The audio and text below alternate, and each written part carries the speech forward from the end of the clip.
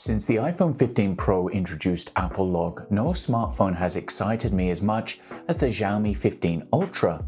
Xiaomi is positioning this as a powerhouse for filmmakers, boasting Leica Summilux lenses, a giant 1-inch sensor, 10-bit log video, and 8K recording, and the distinction of being Android's first ACES product partner.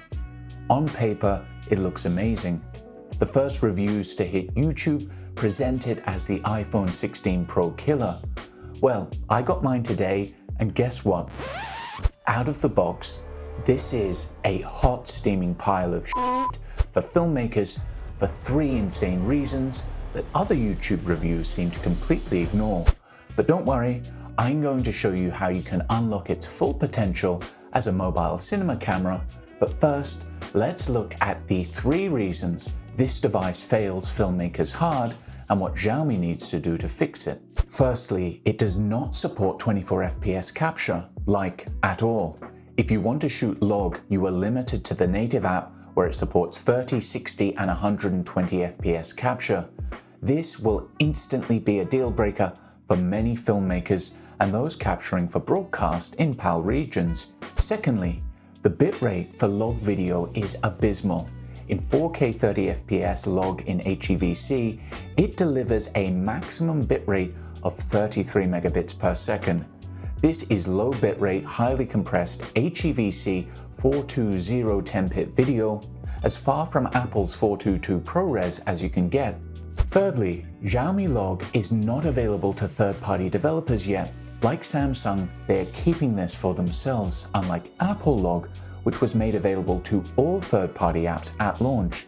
So while amazing apps like Blackmagic Camera let you record in 24 FPS at higher bit rates, you only get access to Rec 709 or BT 2020, both of which look f***ing awful straight out of camera. Xiaomi gives them an oversaturated video stream, and the digital sharpening is next level. Thankfully, you can disable sharpening in Blackmagic Camera, but it is still an awful image compared to Xiaomi Log. It is also worth mentioning that while not a big issue, log capture is limited to 4K on the 15 Ultra. It is unavailable in 8K, and the 8K video looks simply shit. Again, over-sharpened to the extreme, oversaturated, and a really aggressive contrast curve with blocky compression unable to resolve fine detail due to the low bitrate. The Samsung S25 Ultra, which is underpowered in comparison, is able to offer log capture in 8K and at 24 FPS, so there is no good reason for this limitation on the 15 Ultra. Frankly, it is amazing that the first round of YouTube reviews of the 15 Ultra's video performance that I've watched completely fail to mention these major issues that prevent this device from being the pro filmmaking solution that it should be.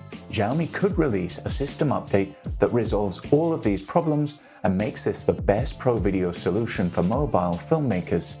Third-party apps already support 24 FPS on the device. Xiaomi just need to add it to the native camera. Next, they could increase the max bitrate. Samsung already offers this option on the S25 Ultra. Easy. Then, just make Xiaomi Log available to third-party apps so we can use Blackmagic Camera for a truly great capture experience.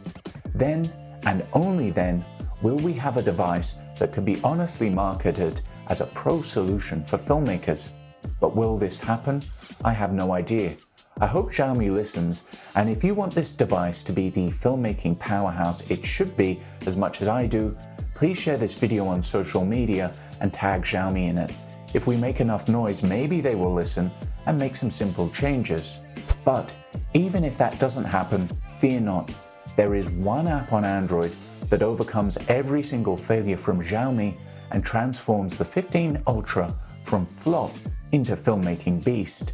And that is MotionCam Pro, which offers 24 FPS capture and supports raw DNG capture as well as direct log video recording in ProRes on Android. Yes, you heard right. RAW and ProRes capture on Android, I shit you not. You can even record in Apple Log, Cineon Log and S-Log 3 in direct-to-log mode. Based on my first round of testing on the 15 Ultra, the performance is way better than the Samsung S25 Ultra and the results look simply stunning. That 1-inch sensor really delivers stunning natural shallow depth of field. I'll have full tutorials on MotionCam Pro and cinematic footage samples coming soon, so make sure you're subscribed for that. So this isn't the video I'd planned. I was half expecting to release a video titled something like Xiaomi 15 Ultra destroys Apple log on the iPhone 16 Pro, singing its many praises, but that couldn't be further from the truth, at least not straight out of the box using the native Xiaomi camera app. If Xiaomi listens and makes the needed changes, maybe we'll be in a position to test and compare Xiaomi log against the iPhone's Apple log.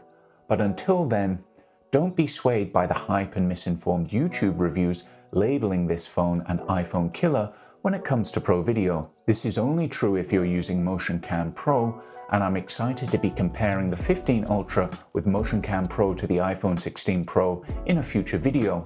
This is the Chinese model that I purchased through Giztop, as I wanted to get it as quickly as possible here in Australia so I could start work on bringing my epic LUTs for Apple log to Xiaomi log. I'm still excited to do this as Xiaomi log has real potential. From my first test, it does look very nice indeed, much nicer than the Samsung log on the S25 series, but the lack of 24 FPS and low bitrate really hold it back.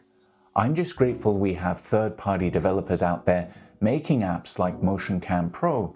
Without this app, I'd be trying to hawk this device on eBay, but with it, they've saved Xiaomi's ass. Check the link in the description if you want to download it. There is a free version that you can test to see how it performs on your smartphone before investing in the full version. And again, I'll have full tutorials coming soon to help you master the app, so please subscribe for those. Anyway, those are just my first thoughts on this device, and I'll do a deeper dive in the future. Let me know what you think in the comments. Thanks for watching, and I'll see you in the next one. Bye.